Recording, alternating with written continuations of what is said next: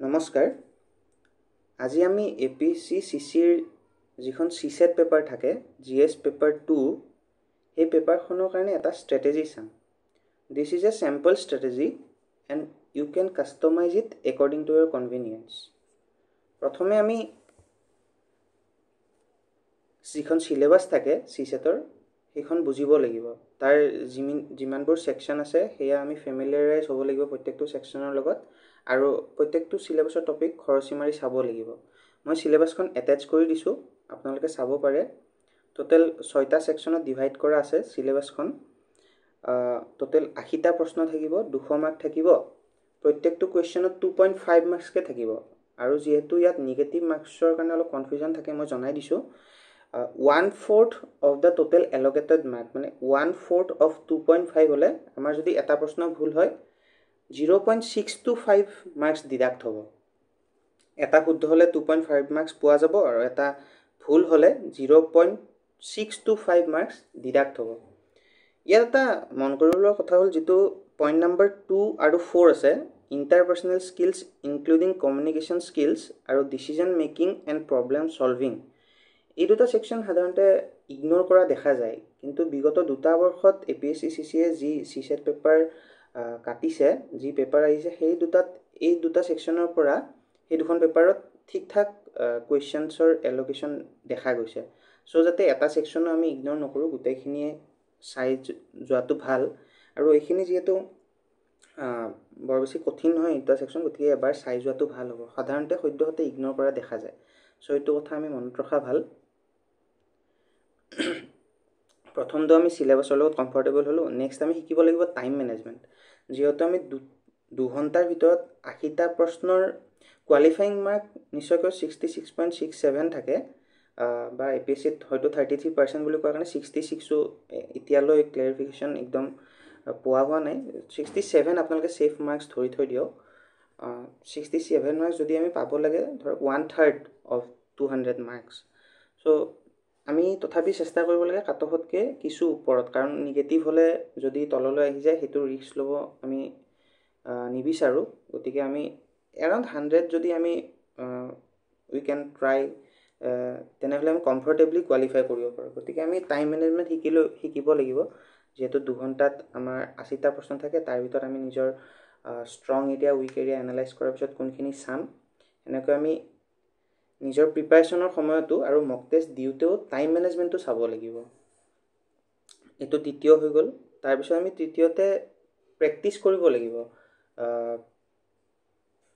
যেহেতু ইয়াত তিনিটা সেকশন থাকে আৰু স্পিডটো মেটাৰ কৰে গতিকে আমি ইয়াৰে প্ৰেক্টিস কৰিবৰ কাৰণে সকলোতকৈ ভাল সোৰ্স হল প্ৰিভিয়াস ইয়াৰ কোৱেশ্চন পেপাৰস ইয়াতে আমি both এপিএসসি এণ্ড ইউপিএসসি ৰ পিৱাইকিউ লব পাৰো আৰু তাৰ পৰা আমি কোৱেশ্চন পেপাৰ হিচাপেও সলভ কৰিব পাৰো পাৰ্ট টেষ্ট হিচাপেও সলভ কৰিব পাৰো আৰু যিকোনো মক টেষ্ট আমি দিব পাৰো নিজৰ একুৰেসি আৰু স্পিড বঢ়াবলৈ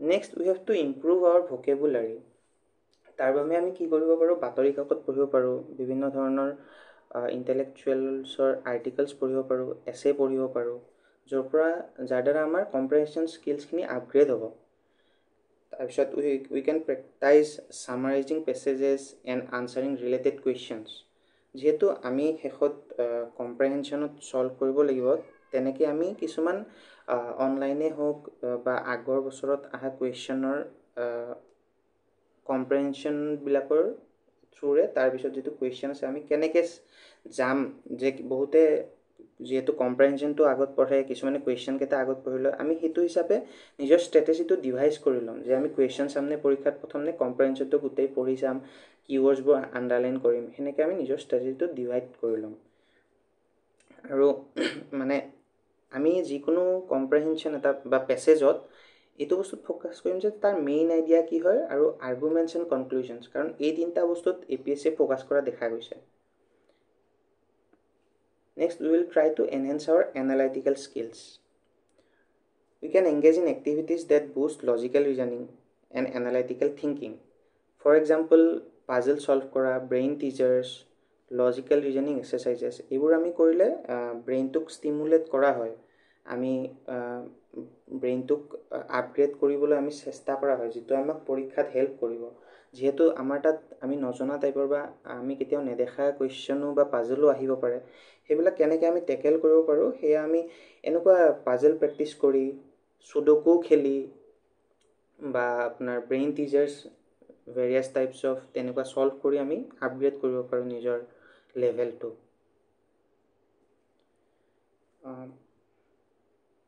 We also have to review our mistakes. প্ৰত্যেকখন মক টেষ্ট বা প্ৰেক্টিচ টেষ্ট দিয়াৰ পিছত আমি এইটো চাব লাগিব যে আমি ক'ত ক'ত ভুল কৰিলোঁ, এনেকুৱা কিবা আছিল নেকি যিটো আমি জানিছিলোঁ বা চিলি মিষ্টেক কৰিছিলোঁ। আমি সেইবোৰ এনালাইজ কৰিব লাগিব after each and every mock test. Mock test দিয়াটোতো ইম্পৰ্টেণ্টেই, তাৰ ৰিভিউ কৰাটো যথেষ্ট ইম্পৰ্টেণ্ট হয়। কাৰণ আমি যিখিনি ভুল কৰিলোঁ সেইখিনি আগলৈ যাতে আমাৰ নহয় ছেম টু ছেম মিষ্টেক, সেইটো আমি মনত ৰাখিব লাগিব। আৰু সেইখিনি এনালাইজ কৰিবলৈ টেষ্টবিলাক দিয়াৰ পিছত লগে লগে আমি চাব লাগে যে এনেকুৱা কিবা চিলি মিষ্টেক কৰিছোঁ নেকি বা জানা বস্তু আমি তাত এৰি থৈ আহিলোঁ নেকি, সেইবোৰ আমি এনালাইজ কৰা যথেষ্ট দৰকাৰ। নেক্সট, উই মাষ্ট ষ্টে আপডেটেড। আমি কাৰেণ্ট এফেয়াৰ্ছৰ লগত গোটেইখিনি যিমানখিনি পাৰোঁ আমাৰ নিউজ পেপাৰৰ পৰা বা ভেৰিয়াছ আৰ্টিকেলছৰ পৰা আমি যাতে আপডেটেড থাকিব ট্ৰাই কৰিম। কাৰণ যিবোৰ পেছেজ আহে সেইবোৰ ইউজুৱেলি কাৰেণ্ট এফেয়াৰ্ছ বেছড অহাৰ হাই চান্সেছ থাকে। কিয়নো এইটো এটা ট্ৰেণ্ড হয় যে APSC CCও outdated current affairs outdated passage দিয়াটো নিবিচাৰে। গতিকে কাৰেণ্ট ইভেণ্টছত যি চলি আছে তেনেকুৱা টাইপৰ, ফৰ এক্সাম্পল কিছুমান টপিক এভাৰগ্ৰীণ টপিক হয় যেন আহি থাকে, আপোনাৰ ক্লাইমেট চেঞ্জৰ ওপৰত তেনেকুৱা ধৰণৰ টপিক আহি থকা দেখা যায়, এনভাইৰনমেণ্ট ৰিলেটেড। চ' আপোনালোকে তেনেকুৱা বস্তুবোৰ কাৰেণ্ট এফেয়াৰ্ছত পাব, আৰু যিটো কমফৰ্টেবল ফিল হ'ব যদি পৰীক্ষাত আহি যায় আপুনি বস্তুটো শুনিছে already. Next is consistent revision. We should regularly revise key concepts, and also we have to practice questions to maintain our flow so that we don't get demotivated. আমি যাতে নিজৰ যিখিনি আমি পঢ়িলোঁ সেইখিনি যাতে আমাৰ মনত থাকে আৰু পৰীক্ষালৈ মনত থাকে, সেইবাবে আমি এটা নিৰ্দিষ্ট গেপৰ অন্তৰালত আমি সেই বস্তুখিনি ৰিভিজিট কৰি থাকিব লাগিব, যাতে আমি পাহৰি নাযাওঁ। নতুনখিনি পঢ়াৰ পিছত আমাৰ পুৰণাখিনিও যিহেতু আহিব, গতিকে সেইখিনিও আমি চাই থাকিব লাগিব। এনেকুৱা যাতে হৈ নাযাওক আমি প্ৰথমতে যি পঢ়িছিলোঁ সেইখিনি পাহৰি গ'লোঁ, নতুনখিনিহে অকল মনত থাকে, সেইটো যাতে হৈ নাযাওক। আমি ৰেগুলাৰ এটা ইণ্টাৰভেলৰ মূৰে মূৰে পুৰণাখিনিও চাই থাকিব লাগিব। That's the importance of revision. We also have to maintain a healthy routine. অকল পঢ়াটো ইনক্লুডেড থাকিব নহ'ব মানুহ এজনৰ ৰুটিনত। It should also include breaks, exercises and proper nutrition. মানে আমাক অলপ এণ্টাৰটেইনমেণ্টো লাগিব, আমাক ব্ৰেকছো লাগিব। সেই গোটেইখিনি যাতে আমি বেলেঞ্চ ৱেত মেইনটেইন কৰিব পাৰোঁ, তাৰ বাবে আমাৰ এখন হেল্ডি ৰুটিন লাগিব, যিটো মই ভাবোঁ প্ৰস্তুত কৰাটো ফলদায়ক। Next is very important, we must appear for mock test. Mock test আমি কিছুমান ৰিজনৰ কাৰণে কিছুমান কাৰণত আমি এপিয়াৰ হ'ব লাগে। এটাটো টাইম মেনেজমেণ্ট মই অলৰেডি ক'লোঁ। নেক্সট আমাৰ ষ্ট্ৰেংথ আৰু উইকনেছখিনি গম পাওঁ। আমি যদি এইটো গম পাওঁ যে আমাৰ মেথছ টান লাগিছে, আমাৰ কম্প্ৰেহেনশ্যন আৰু ৰিজনিঙৰে আমাৰ ঠিক ঠাক মাৰ্কছ আহি আছে, তেন্তে হ'লে আমি সেইখিনি আৰু আপগ্ৰেড কৰিব চেষ্টা কৰিম, আৰু মেথছতো আমি মিনিমাম এটা লেভেলৰ যাব ট্ৰাই কৰিম। কিন্তু আমি যদি এইটো গম পাওঁ যে আমাৰ মেথছটো আমি পাৰা নাই, আৰু কিন্তু কম্প্ৰেহেনশ্যন আৰু ৰিজনিং এই দুটা ছেকশ্যনৰে আমাৰ কাট অফ আমি ক্লিয়াৰ কৰিব পৰা নাই, তেতিয়াহ'লে আমি মেথছটো আপগ্ৰেড কৰিব লাগিবই, নহ'লে দুটা ছেকশ্যনৰে যিহেতু হোৱা নাই। চ' সেইবোৰ আমি কেনেকৈ গম পাওঁ? আমি মক টেষ্টৰ পৰা। মক টেষ্টত আমাৰ কেনেকুৱা স্ক'ৰ আহিছে, কোনটো ছেকশ্যনত আমাৰ কিমান আমি কমফৰ্টেবল হৈছোঁ, আমাৰ মিষ্টেক্স কিমান হৈছে, আমাৰ একুৰেচি কিমান আছে, সেই বস্তুবোৰ আমি মক টেষ্টৰ থ্ৰুহে গম পাম। আৰু ৰেগুলাৰ মক টেষ্ট দিব লাগে, আৰু উই মাষ্ট চাইমুলেট দ্য এক্সাম কণ্ডিশ্যনছ। যাতে এনেকুৱা নহওক একদম 2 ঘণ্টাৰ পৰীক্ষাটো আমি 5 ঘণ্টাত ব্ৰেকত দিলোঁ, তেনেকুৱা নহয়। একেলগে 2 ঘণ্টা বহিয়ে দিয়াটো উচিত, যাতে আমি একজেক্ট এক্সাম এনভাইৰনমেণ্টটো আমি সেইটোতো একদম পচিবল নহয়, but close to date we can চাইমুলেট।